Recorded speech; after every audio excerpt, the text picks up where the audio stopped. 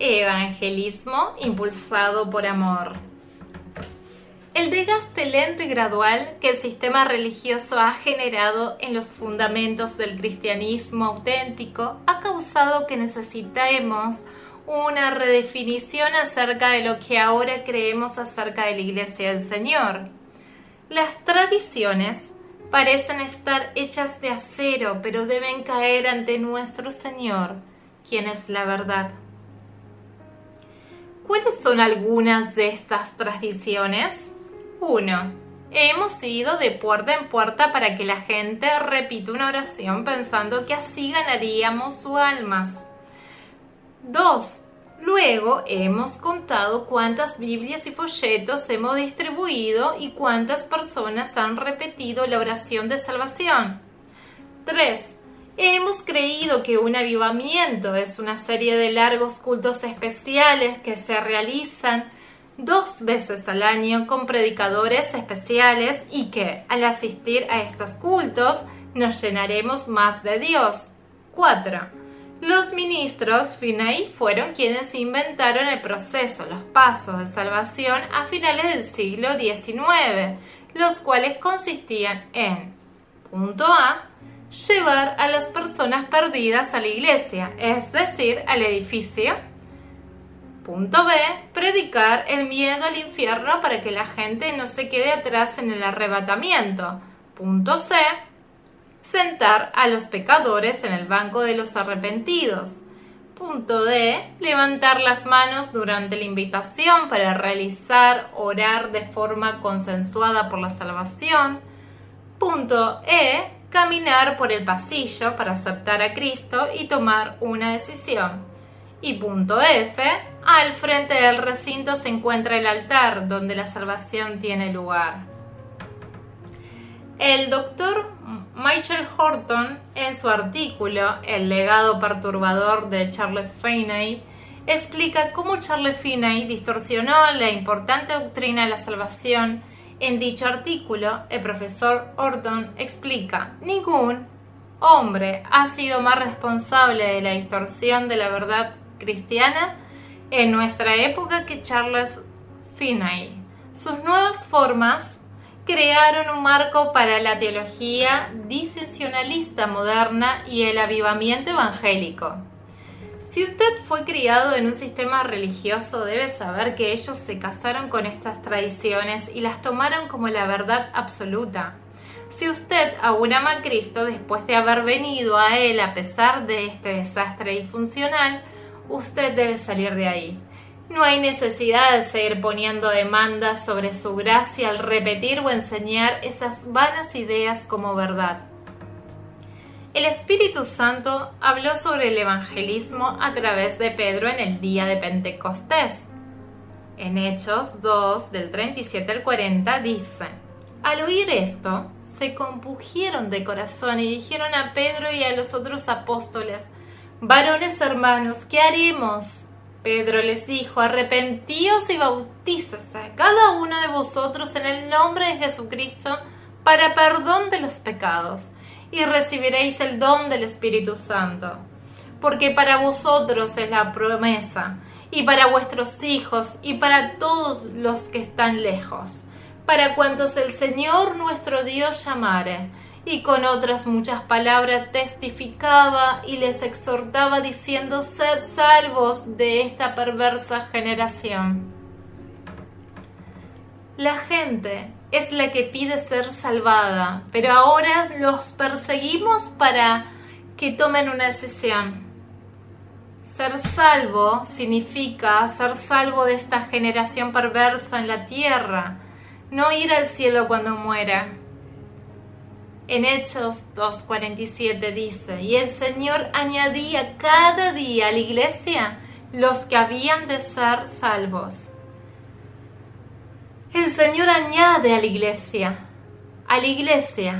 no es un plural, no dirigida por hombres, sin estrategias de crecimiento, sin campañas evangelísticas o misioneras. Dios, quien es amor, es quien añade a la iglesia a los suyos. Por lo tanto, solo el amor añade.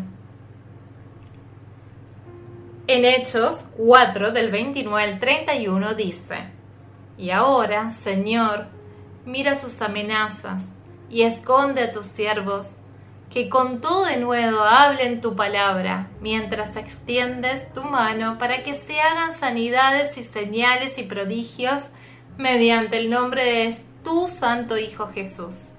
Cuando hubieron orado, el lugar en que estaban congregados tembló, y todos fueron llenos del Espíritu Santo, y hablaban con denuedo la palabra de Dios.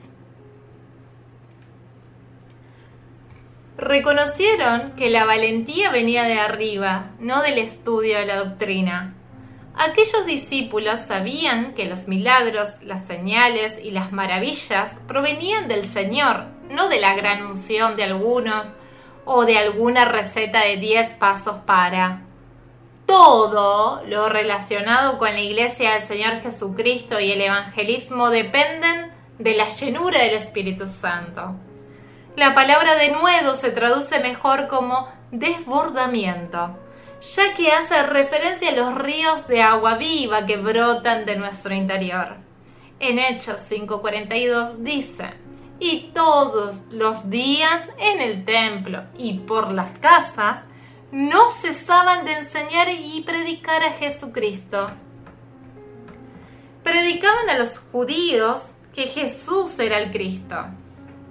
Él es el Mesías, ustedes habían estado esperando durante tanto tiempo, pero no mencionaron ni una sola palabra acerca del cielo o del infierno.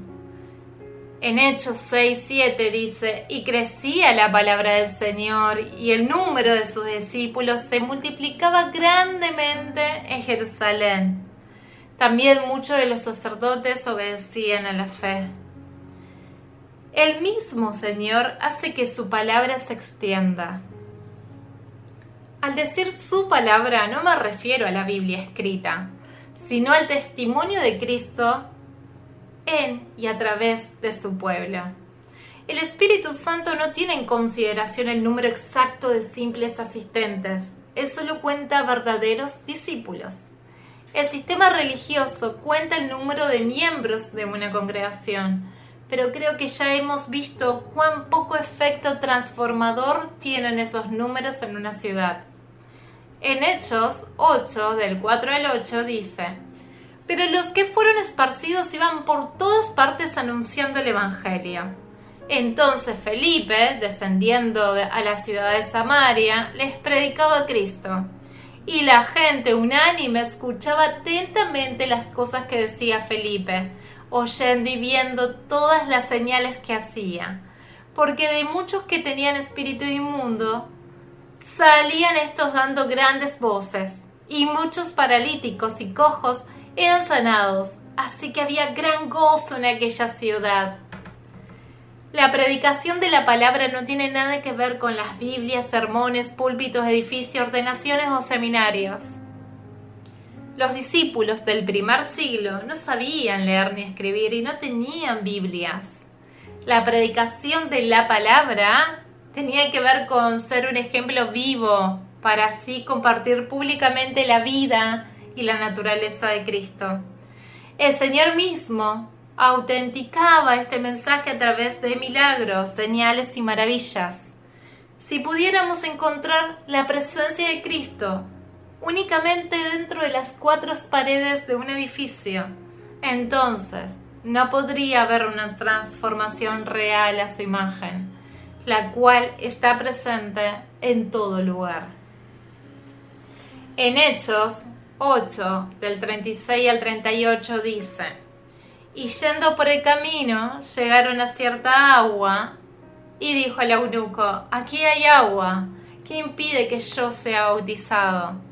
Felipe dijo: Si crees de todo corazón, bien puedes. Y respondiendo dijo: Creo que Jesucristo es el Hijo de Dios. Y mandó parar el carro y descendieron ambos al agua, Felipe y el eunuco, y le bautizó. Y en Hechos 16, del 29 al 34 dice: Él entonces, pidiendo luz, se precipitó adentro y temblando se postró a los pies de Pablo y de Silas. y sacándolos les dijo: Señores, ¿qué debo hacer para ser salvo? Ellos dijeron: Cree en el Señor Jesucristo y serás salvo tú y tu casa. Y le hablaron la palabra del Señor a él y a todos los que estaban en su casa. Y él, tomándolos en aquella misma hora de la noche, les lavó las heridas y enseguida se bautizó él con todos los suyos. Y llevándolos a su casa les puso la mesa y se regocijó con toda su casa de haber creído a Dios. El único requisito previo para la salvación es creer. Observe el detalle respecto a la solicitud de bautizarse. Proviene del eunuco y no de Felipe como una estrategia para obtener un converso más.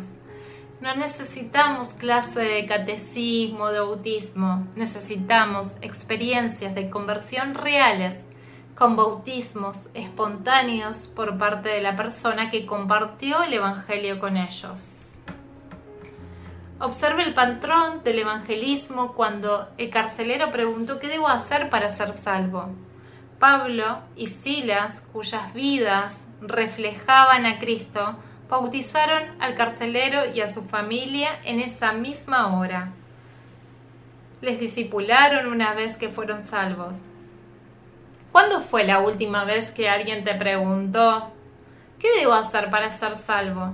La gente ha reconocido el gozo y la paz que habitan en usted, provenientes de Cristo, la esperanza de gloria. Si es así, no deberíamos estar llenando nuestras congregaciones con personas que han repetido la oración del pecador, pero que no han hecho un compromiso total con Cristo. En el sistema religioso, muchos creen que menos del 25% realmente ha nacido de lo alto.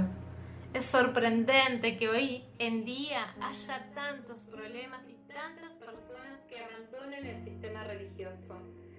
En 2 de Timoteo 4:5 dice: pero tú sé sobria en todo, soporta las aflicciones, haz obra de evangelista, cumple tu ministerio. Ser un evangelista no tiene nada que ver con ser un ganador de almas. Un evangelista es una persona que predica las buenas nuevas de Cristo. No es tener una oficina, un título o un puesto. Es un llamado y una función en el cuerpo de Cristo. La buena noticia de Cristo no se trata de escaparse del infierno y obtener un ticket en aerolíneas del rapto, teniendo al cielo como nuestro destino final algún día.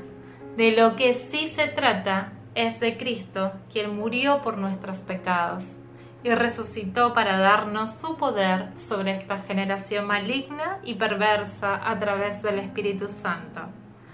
Hoy podemos orar en la tierra como se hace en el cielo. El evangelismo, impulsado por amor, reconoce que el Señor es el iniciador de todo lo que hacemos en el reino de Dios en nombre de su iglesia, para permitirle amar a los demás a través de nosotros.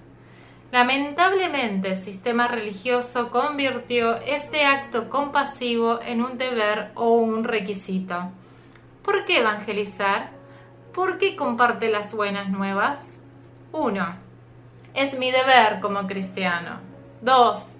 Me hace sentir valioso. 3. Para evitar que la gente vaya al infierno. 4. Por solicitud del pastor. 5. Para satisfacer tu conciencia culpable. 6. Para agregar números a su congregación. 7. Desea ver milagros, señales y maravillas. En caso de responder sí a cualquiera de los motivos anteriores, es posible que deba verificar su medidor de amor para resistir la prueba del paso del tiempo. Todo lo que hacemos por y para los demás debe basarse en el amor. Señor, ayúdanos a escuchar lo que el Espíritu le está diciendo a su iglesia. Que el Señor mismo lleve su demoledora celestial a todas nuestras invenciones religiosas y tradiciones humanas.